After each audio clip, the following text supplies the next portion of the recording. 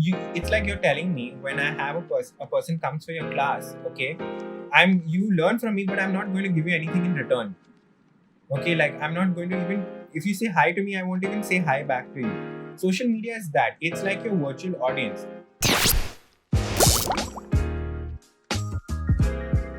Mr. Neil Athaide, how are you? I'm doing great. How are you doing? I'm doing fine. Doing a podcast in shorts is very comfortable. Yeah, same here. I feel that's a good part about this. No? You get it, like you're just wearing what on top to look presentable, but down you don't really care. Yeah. I'm like all well groomed and all, but like if I stand up, it's a different story altogether. Yeah, but it has become a thing right now. Like first I should not really care, but now that I'm recording more videos, it's like, oh shit, I have to like groom myself up completely. Otherwise, when you record and then when you're editing, it's like shit, I should have groomed myself. You're killing it, huh? By the way, on your Instagram and everywhere else. Thanks, yeah. It means a lot coming from you at least.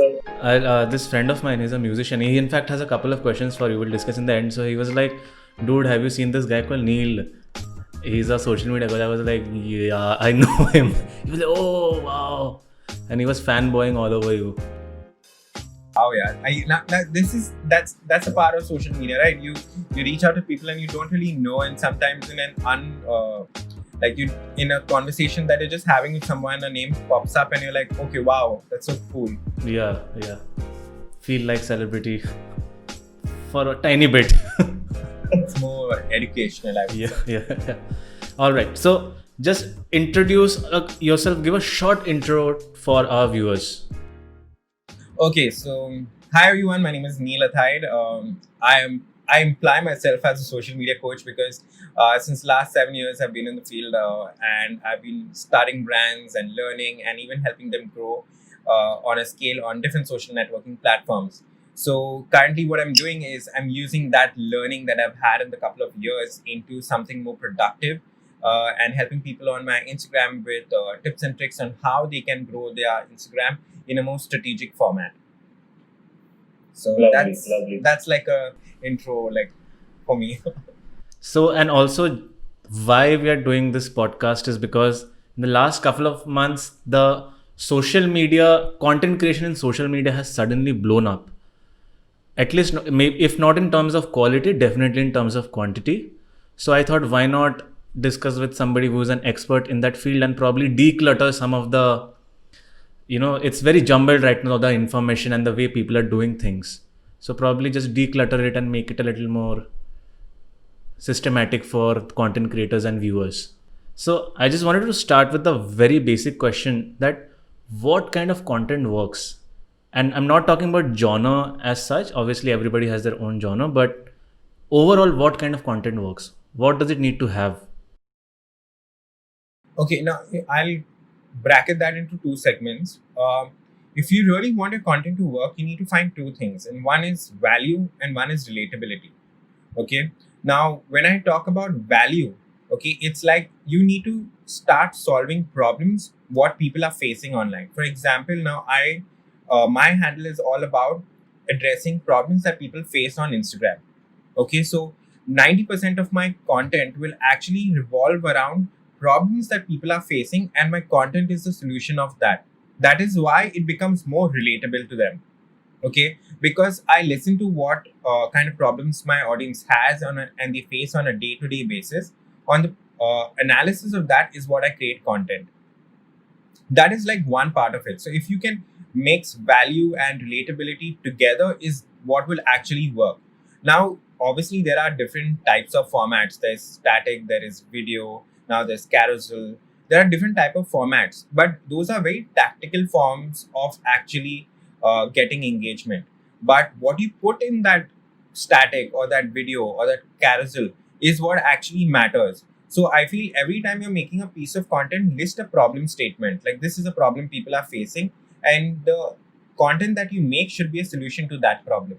Because then it becomes more relatable. Like, oh shit, I was facing this. Thank you for making this piece of content. It solves some of my problems. Right.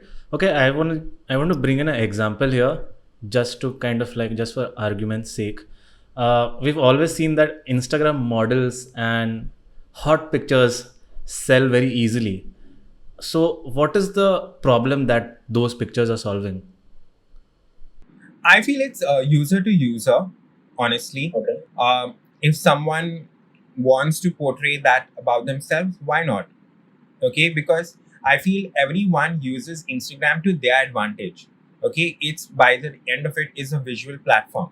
Okay, if someone wants to put out a picture which is uh, according to them hot, then they should do it because that's like for them a positive message out there. They feel good about themselves when they put out such pieces of content. Okay, what we start doing is we start judging. Yes, those kind of pictures are liked more, are commented more, are shared more. Okay, but you need to understand that the person who's uploading this also, there is a lot of thought process going in that person's mind. So I'm never against of whatever you put out on your Instagram. If it makes you happy, please go ahead and do it. Okay, but categorizing that into like, oh, they get engagement because they put out some images would be wrong. Then you need to figure out how you can add value. It's coming back to the same thing. If you can add value in some other way, please go ahead and do it. But judging other people's content is just saying that you're not happy with something you're getting, so you're gonna judge someone else's content. Everyone, like for example, like you're given here, it's a model. A model's profession is to put out stylized images on Instagram. Okay, because that's a part of their profession. They will get more job opportunities, or someone gets picked out through those images itself because they see them in a character which they feel is going to be more relatable for particular kind of a shoot. So it's Right. all part and parcel. I feel we get too much into judging people's Instagram very quickly on the basis of how much clothes they're wearing, but rather see it from a value of like, oh, that is their profession by the end of it. So let's not get into judging what people do on the Instagram. It's a free world, it's a free speech world. Let them do what they want to do. You can do what you want to do. Right. I actually wanted to come to this question, uh, and it's that so when a new content creator is going online, should they follow the simple mantra of do what you love, or should they follow some tactic and see that what works, what sells more, and they should try doing something in that? I feel when you're in your nascent stage, you should really be experimental. That's Okay. what will work. You need to understand what works or what doesn't work. Okay, and when you're in your nascent stage, it is more like 20% content. That means you invest 20% of your energy in creating the content, and 80% of that energy into actually interacting with people on Instagram, because the more you interact with people, the more people will come to your profile and they'll start seeing it, and if they find this somewhat relevant to what they are doing, then give you a follow. So it's very important in your nascent phase to actually get people to your profile first.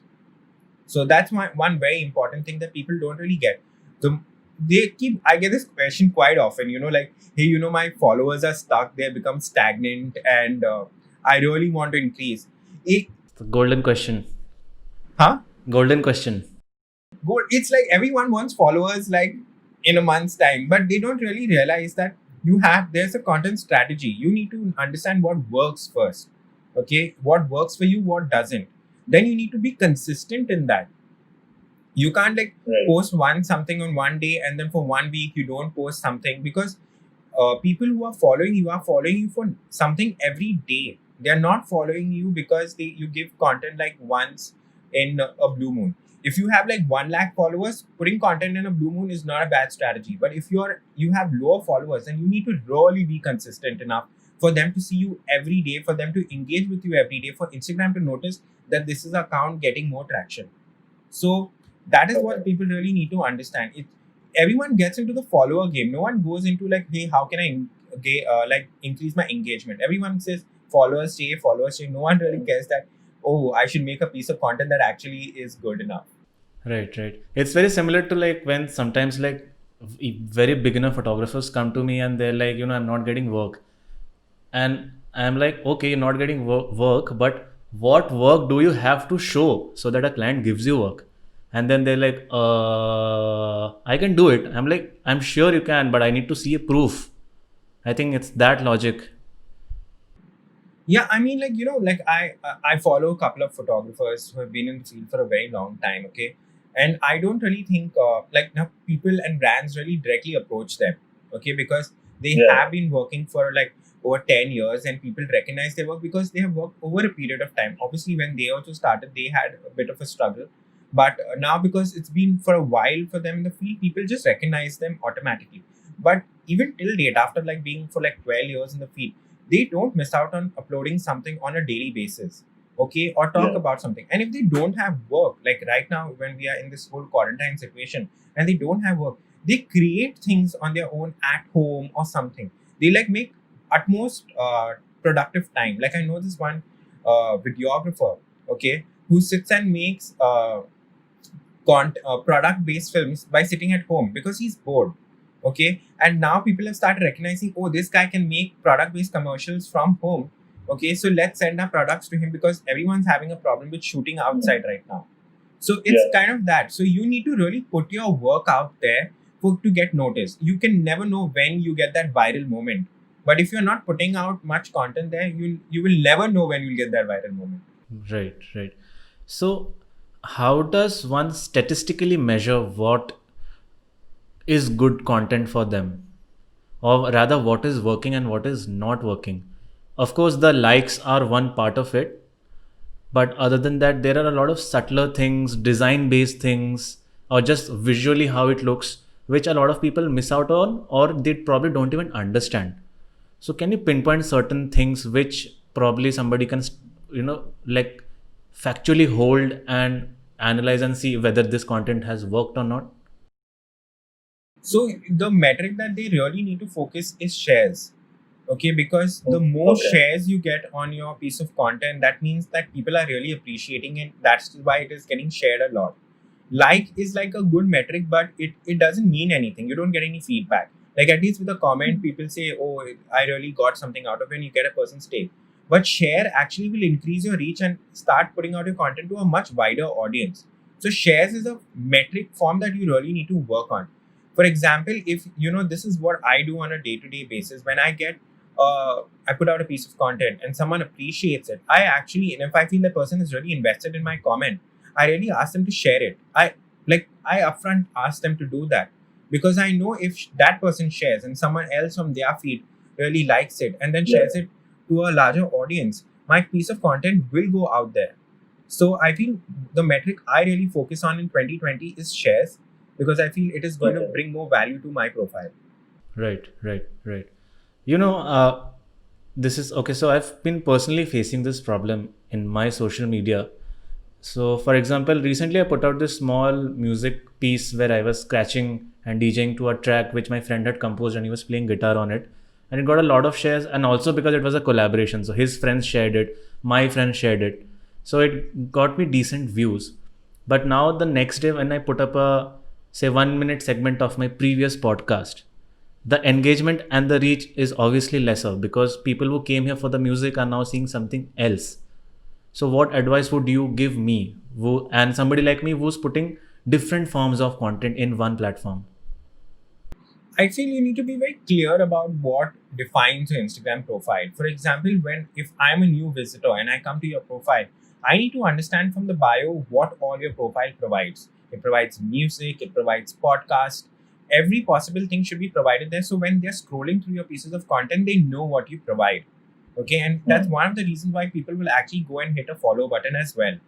So, my advice to you will be definitely explore more. If you feel like, for example, if they come for music and podcast, okay, and your particular piece of podcast content doesn't work, then maybe you need to refine it and how you're presenting it as well. Okay, or like if there is like obviously a podcast is with someone, okay, that person also should be invested enough in sharing your podcast as well because by the end of it, it's called a collaboration for a reason. Okay, so when you collaborate, it has to be two-way effort. It can't be one-way effort out of the whole thing. I always tell people there's no right and wrong way of doing things. But what you put in that piece of content is there is a right and wrong way. Because how you present it can differ to person to person, keep it personalized towards you. But what if putting in that piece of content, if it doesn't really work with your audience out there, then it's pointless. Then you should really change your strategy. Like initially when I used to make content, I used to feel like in my head, I used to like, oh, this one will really work well because I know that people are going to like it because I feel it's very relevant and good. but it used to not really get much engagement. And something that I must have made like 1 hour before I could upload would get engagement. I was like, what the hell is happening? So then I start realizing that that type of piece of content people really like, then what I feel people will actually like. So that is why it's very good to analyze in terms of shares what people like and give them that only, then thinking like, oh, this is what they will like and can create content on it. Right. But should you then stop doing something because you're not getting that much of a reaction from the audience? I would say yeah, because then you're making content for yourself and you're not making content for them. Then if you come and Right. ask me that, hey Neil, I'm not getting followers, but I'm saying, hey, you're making the content for yourself and not for people. So Right. that's the thing. If you're on a platform like Instagram, which is for people, then you'll have to Yeah. like, or if you're on a platform like YouTube, you can maybe put it out there what you feel like, because it's more search based. So people who want to really know about that particular topic Yeah. will search and find your profile. But on Instagram, people follow you for a particular thing. So it's like if Right. you're giving them what they ask for. On YouTube, people are searching and finding you. That's the difference. Right. In fact, I wanted to discuss this, that other than the top three platforms, which are Facebook, YouTube, and Instagram, in my opinion, how is it, should I post the same content, just like copy paste and post it on all the three different platforms, or should I make some kind of variation to suit it to the need of the and to the layout of that particular platform? Now this is it's a very personal take here. Okay, obviously there might be multiple Okay. people who will differ from this. I feel content creation is a task. Okay, and it takes a lot of hours in a day. So repurposing for me is justice. I feel you can cut bigger pieces of content into smaller batches, okay, and put it out there. I feel there's no harm in doing it, because people don't really realize it takes a lot of effort from a creator to really make that, even that one piece of content. It's a lot of thinking, a lot of coordinating. So I feel repurposing is like, I believe in repurposing content, because somehow or the other there's a platform like YouTube where people are searching and coming. So there's a new audience that is coming there. On Instagram, I have a follower base. On LinkedIn, it's a completely different audience only. It's very professional network. So I'm not really catering to the same TG in multiple platforms. I'm definitely catering to a different TG as well. So things like Right. that. I'm all in for repurposing. But yeah, I definitely have one thing where I say, if you're making like YouTube and only a audio based podcast, I feel that should be kept a little bit different, because both are search engines. Okay, they're both found on search. So I feel if you're going to replicate, if you're saying YouTube one is on podcast, when a person is searching and they find the same thing, they say, I'll rather either follow on YouTube or I'll follow you on podcast. But remaining one can be repurposed. And what are the platforms that are coming up other than the top three? See, I would this is like, again, I would say Instagram is not a platform which is very high on organic reach. Okay, like you'll always see if there's a post performing well, Instagram will put this message saying, hey, this is performing more than 90%, please run money on this. Okay, they are more about like ads now. Okay, it's not very high on organic, but there are platforms like LinkedIn, or there's TikTok, which is still high on organic this. So post your content there and post an Instagram link and redirect those audience to your Instagram as well. I feel that's a very good start. Like I was not on TikTok till like a couple of weeks ago. Okay, and I just got on TikTok and I've started uploading, and I've been seeing there's a traffic that is coming from TikTok as well to my account. Okay. So these platforms are just a way or means of actually getting people from another platform to this particular platform. Right. For me, this particular podcast, I am as clueless as any other content creator, so it's really insightful for me. I've been so focused on just creating content, and now I have finally started focusing on seeing how content works and how people react to it. So it's like a very new journey for me as well. Yeah, I mean, like in the Indian audience, the more like, if lack of words, if the more masaledar you make it, okay, they will Yeah. share it more. Okay, the more Yeah. serious you actually end up making it, they won't really care about it. Plus, right now we're a pretty woke generation on Instagram. Like if there is a Yeah. particular like cause or something that's happening in the country, the current generation is pretty woke and talking about it. So if you make content on anything that is very woke, it will work on platforms. This friend of mine had is he does put up like a lot of classical piano pieces, and then he called me and he was screaming that nobody's watching, and I was like, dude, like, why will I watch you play a Beethoven piece for 2 minutes? I understand that's a musically genius part, but it's just not relatable. And I guess that's like a hard truth which content creators also need to digest and not be like very egoistic about their content. True, very true. Like if it's a he'll kill me if maybe your friend might kill me saying this, but if he makes like any Beethoven piece with like Bollywood twist to it, it will work. Okay, like that's the audience there. But if he only plays that piece, has very limited audience You know online. what I told him? I told him, why don't you cover Bella Ciao? It will work. It will work. Like that is a topical piece of content that will is like trending out there. People will actually share it. It's all about being relevant. That's the thing. If right now people are talking about money heist, then definitely something related to it will work. Right, right. So I had a couple of questions from few other creators who had just DM'd me on Instagram. So I have a very fun question, and the question goes like, how do I use social media for my benefit when I hate social media myself? Like I got this coaching call once, okay, and I was doing, and it was literally the same thing. And the person was a cook, and she said that, hey, I want to make my recipes, but I don't want to be active on social media, but I want people to come from there and like take my classes and all. I was like, it's like you're telling me when I have a person comes for your class, okay, you learn from me, but I'm not going to give you anything in return. Okay, like I'm not going to even, if you say hi to me, I won't even say hi back to you. Social media is that, it's like your virtual audience. You might do it the same in real, but it's your virtual audience. If the way you're treating your real audience when you're face to face is the same way you need to treat your virtual audience. That is why, that's what people forget. People think social media is a cruel world. It, to a certain extent, I would not say it's a cruel world. For me, it's not been so far, but if you set it with the right way, I don't think so. You'll enjoy it actually. You'll enjoy seeing that people are coming towards you for advice, people are coming towards you for knowledge. It's just that how you craft yourself. Right. And I think that advice works with any field in life. I mean, if you walk into a certain profession or certain aspect of life and it doesn't work for you, it's not necessarily that means that it sucks. Maybe your approach was wrong, or maybe there is something that needs to be looked on. I mean, look at the generation, current time we are in. We can't do anything without being online because we're not facing people face to face. And we are only relying on online mediums to really like get to know what is happening in your life. So, some way or the other, you're 24/7 marketing yourself on some social networking site in some way.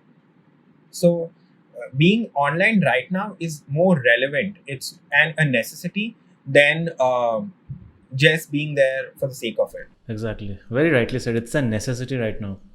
If you want to make it more engaging, put yourself out there, put your face in front of that cover. It will sell more. I have noticed when I put like graphics or something, it has not really worked. But when you put your face in front of a thumbnail, it works way better than what a graphic can do. And regarding Insta Story has, I think it has a bigger reach than your posts. I mean, more people see an Insta Story than they see your post. And I've personally seen that when I just make one Insta Story saying that doing a podcast, watch, or here is it, like some poster, it and then the audience retention fades off from the next Insta Story itself. So how does one build a story in their Insta Stories which leads their audience through it? This is a very valid question, and I have a brilliant take on this, which actually works. Okay, one is that don't always be selling something on Instagram. Okay, because then people perceive you as a person who's always selling something, then actually providing them with some value. So also there are three things that you need to do before you sell something. One is talk about yourself, why you're the expert in this field. Okay, why should someone trust you? Build that visibility of trust first. Once you get into that visibility of trust, try to get to know them. There are a lot of stickers that Instagram provides, like DM, question, poll. get to know who your audience really is and start answering that. Once you've established who they are, now they say, okay, now that I know you, you know me, then is the product out here. Okay. And it takes time. Whenever you're putting a particular piece of content as well, you need to give a backstory behind it. Like why you made that piece of content. Did you see a problem area? That's where I say now give a solution to a problem. Is there a problem area for that particular piece of content? If you find that, then on your Insta story, give a behind the scene. Okay, I did this piece of content because someone asked me this, or like I felt like there are a lot of people who are not really talking about this particular subject. So that is why I made this piece of content. To understand more about this content, go and view the content. Right. So things like that. I feel it's called Instagram story for a reason. You need to build a story to your content than just saying that, hey, this is my content, go like, share it. There might be some content where you don't really need an introduction to because it's very direct, but there are some pieces of content which you really put a lot of hard work. I think you should really explain that. So you need to have context to your content. Yeah, like I feel whenever I give like a behind the scenes of like me making the content or asking them what in this particular piece of content do you want a particular information or something like that, I see that when I put their questions and answers in that particular piece of content, I get more visibility to it. You know, now that I'm daily involved in creating some kind of content or the other, it's like now I'm getting an understanding of how the whole thing works, different social media platforms, and I can understand why for so many creators, and even for me, even at this stage, it seems like rocket science, and people are like, it's overwhelming, you know. The reason why you're able to understand it because you've been putting content consistently for a while. Okay. And now it's because you see how people are reactive to it, you're able to analyze it. That happens only when you put content constantly. Yeah. Oh yeah, totally. You know, I posted a black and white photo series yesterday, and I got like 100 likes within the first half an hour. And I was so shocked because a year ago when I had put that up, I got only like 30-40 likes. And of course, it's a nice feeling, not going to deny that. But then I understood the importance of putting content daily, because I had been putting content for the past 15 days every day. So that's a real example, guys. There's no other way around it, unfortunately. Yeah, I'm like when you're in your initial phase, like I always say, before you reach like a 10K mark, okay, you really need to be very consistent with your content, because if not, how will you grow? You will automatically, like right now, I don't really do any tactical way, but I'm growing like at a 50 to 100 followers per day. I do have 1 followers as well, but I grow at 50 to 100 followers per day only because I'm consistently putting out content. Yeah. So that happens in time. And when it grows automatically, you'll see that, okay, because your audience has become larger, that means more people are sharing. That means that more followers are coming. You will find that coming in. But my advice is always just keep consistent. Right. So just to summarize, consistency, relatability, and there was one more point, right? Something you said. Add value. Value. You should always address a problem, provide a solution. I have one very important take, which I can give right now, which will actually help people. And it's called a series of habit. If you can post consistently for 90 days, okay, that means you're passionate about that thing. If you can't, that means you're really not passionate about it. Okay, because you will be like, you'll feel like doing something on it daily. Then that's the thing. And after 90 days, you will see a result on it. Right. And I think analyzing as you post is also very important. Like you said, if you can't just post blindly and just expect things to work out, you need to play it smart as well. Definitely. Yeah. I get super annoyed when I post like a small video from my podcast, and it actually gets me like, it's now starting to get me some kind of views on YouTube. It's been very less time since I've been doing the podcast, but I can see that, okay, some people have started reacting to it. But on Instagram, I still feel that when I put that 1 minute piece of my podcast, people are like, whatever, like, who is this guy? But when I put a music piece or my photography, everybody's like, okay, let's check it out. People know you for that. People know you. They're still getting to know you on your podcast piece. It will take some time, like to completely reach there. But because people know your photography work for years now, okay, so they're more invested in that piece. But podcasts will build because they'll see slowly by slowly when that you're really serious about this. So it will come in time. Yeah. And I can already see the difference because earlier what used to happen, I used to do a podcast in like a month or two, and I'm doing it almost every week, and I can already see the difference. So I mean, sharing my own personal example, I think that's the most relatable thing somebody can hear and take note and start doing it themselves. Did you get any questions on your DM, which we can probably address in the Yeah. podcast? Also, just tell me, when you had started posting content on Instagram initially versus what you post now, what is it that you have personally done differently, which is working for you now better? I feel I started listening to what my followers really want. I feel that's a big thing. For example, I put out this piece of content on how you can make creatively looking Instagram stories. It kind of really resonated with my audience, and on a weekly basis, at least I put out one particular style of Instagram stories, and week after week it works. Okay, because that's the kind of piece my audience really likes. Now, I really prefer the video piece of like answering people. It doesn't really get that much amount of engagement how much that piece gets, but it brings me more joy answering that question. So that is what I do for myself, and the Instagram story piece is what I do for the rest. So I got this one question, which is, how do you create content alone for an educational brand? uh, Most of the content is actually create like I follow the same principle that I earlier mentioned. For an education brand, I highlight the problems first, and then I work on a solution piece which will actually help you educate more about the subject. So that is something I always follow with, and being educational on Instagram, that's the mechanism that I follow. Second one I got is, how do I really think of an idea and keep it consistent?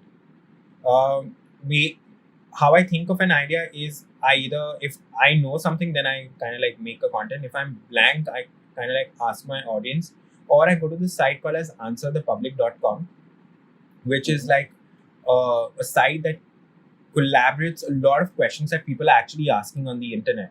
So you get to understand what type of questions people really want answers to. Okay, and I pick up one question from there and actually answer it, which has like a higher volume. Oh wow, that's really helpful. What's the website again?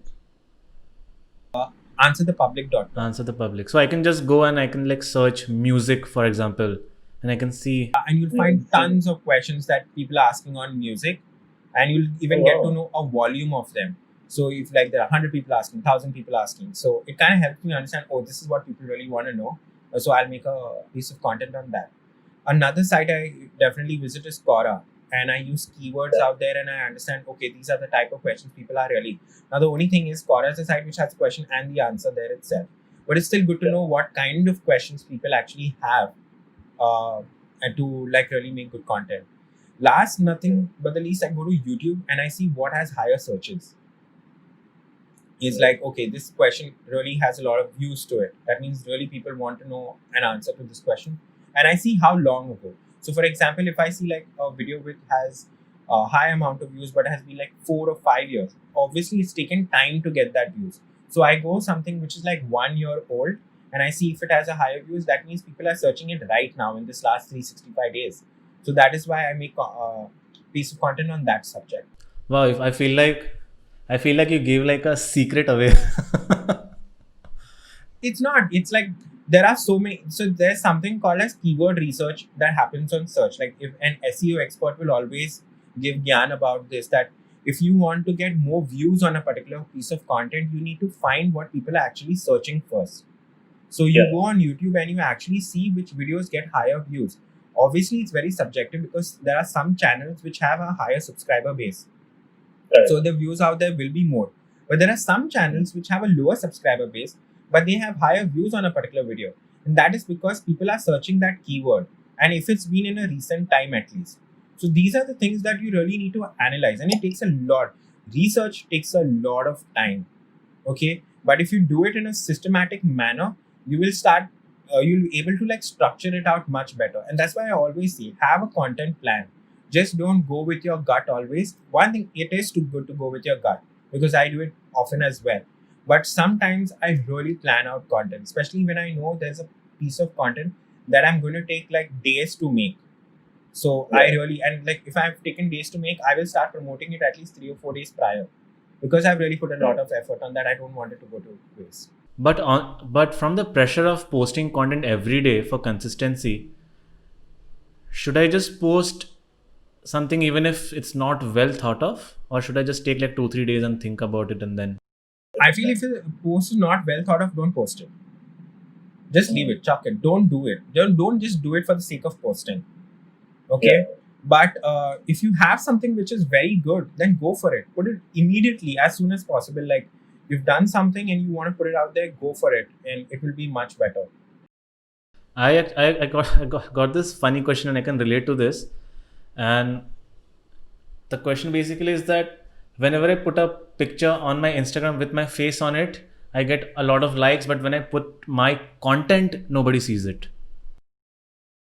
Yeah, because people are so used to seeing your face, they've never been able to see your piece of content. If you really want people to see your piece of content, give them a reason why they need to see that piece of content. Because people they're following you because of your face value. They know it. They've invested on that. But have they invested on the piece of content you've put out? No. So if you want people to invest on that piece of content, give them a background in your stories as to why they need to do it, or what you went through to make that piece of content. Again, context. Yeah, context is always important when you're putting out a piece of content. Why did you make that piece of content? Did someone ask you to, or did you feel like this was relevant enough? It really needs content. And that's why we have Instagram stories, okay, which can give you that space, which doesn't need to be like very well shot or something. It can be raw and candid, okay, and you don't really need to think that, oh, I need to remove my DSLR and shoot a proper one and put it out. You just remove your phone out and record it. I have one more question here, which I feel is very relevant. They say, I don't get time in the day to make content daily. What do I do? Okay, now I'm going to give you an example of myself. Okay, now I have a full-time job, okay, which works from 9 to 9, maybe 10, 11, 12. Okay. That's how we met. Yeah, that's how we met also. So, I mean, like, I also don't get time in the entire day, but beyond my working hours, I sit and I always be one day prior. So, I have something that I sit late, I sacrifice on some hours of sleep. I make extremely productive use of my weekends. Okay, now that we're not going out, I definitely plan things much better that I can do at home and make more content. Invest time. You will always figure out some way how you need to make time, because, first, when my seniors used to say, you always make time. And when I used to say, that is the foolish advice. I'm really struggling, but I can't make time. Okay. Today, after being a couple of years in the industry, I was like, oh, you can make time. You just need to know how to prioritize other tasks. So if you can know how to do that, you will be able to make time. Yeah. If you are really serious about it, if you love it, then you have to, and you will. After even a tiring day, I don't mind opening up my laptop and making something. Is because that's something I'm really passionate about. And I feel beyond my working style, it gives me a reason to work on something new. Okay, like once I got a very funny question saying, what do you do at work and what do you do is the passion is the same thing. I said that's the bonus I get. I get to do it even beyond my working hours and during my working hours. So how does one get in touch with you if they want? Obviously, they can DM you, but if they want like more knowledge from you, do you have like a personalized course? Do you do like one-to-one training? So I do one-to-one coaching. I'm going to be starting a completely. So I had decided this that I'm going to be doing free one-on-one coaching for like at least 500 people. I finished like around 280 of them, and when I stopped it because I feel it was getting too much, I took a lot of learning from every person that I met online, and I had like a good Zoom call with them and understood what are their problems in this. So now I'm structuring my coaching business much better, and that can actually help you with productive results on your profile than just giving you gyan that this is what you need to do. It is more like this is what you need to do and this is what will get you the results. So I'm kind of like framing that coaching structure, and it should be live by August. Hopefully. And what I love about you is that you have put out so much free content that people now know that you're a credible guy. They will not think that, oh, who is this guy selling me another online course? They can just go and see all the free shit that you have given to people without second thoughts. I mean, like, you need to, because if I need to gain their trust, that's something that I know works. Okay, I need to put it out there. Obviously, everything is not free in life. Okay, there will be something paid which really will help you boost it. But you know, this is my concept of it. When some things you get free now, you take it for granted. Okay. Yeah. So if you want to really ace up your content game or ace up your social media marketing game, you really need to, when money gets out of your pockets now, you really take it seriously. So I feel that's my logic towards it. If I'm really making something that will bring you benefits, not only personally but monetary as well, I would not ever give it for free. I feel, because I need your dedication more than anything else. Absolutely. Absolutely. Absolutely. Such a brilliant advice for creators, that have something to back you up so that you can charge money later. That is not the first thing that should come to you, that I want to do this to earn money. You should have something which backs you up, which, so that people know that I am paying this money and it's worth it. That's a Yeah, brilliant. I never started it on an intention of like, hey, I want to make money. I do a job for that Exactly. reason.